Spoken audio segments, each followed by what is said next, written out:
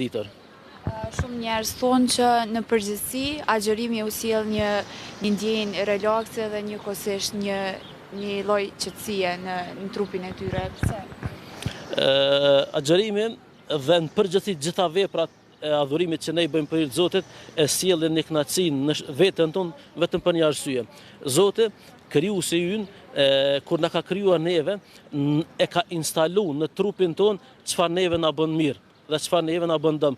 Andaj këtë drejtim, nëse ne i veprojmë gjërat me të cilat Allahu ka kërkuar që të bëjmë, ne padyshim do të jemi të lumtur. Edhe kështu padyshim dhe agjërimi e ka dhe atë efektin të cilin na sjell lumturi. Dhe në këtë drejtim neve shpesh themi gjatë Ramazanit kemi qenë shumë të lumtur. Po, sepse kem vepruar atë nga cilën Zoti na ka kërkuar nga ne. E nëse ne bëjmë atë çfarë Zoti nuk ka kërkuar nga ne, atë do shohim se edhe trupi jon do të ndikohet, do kemi efekte jo të kënaqshme. Andaj çfarë themi ne? I braktisim gjërat që neve na kënaqin për të arritur të kënaqësia e Allahut, e cila në kthim do të prodhojnë lumturi.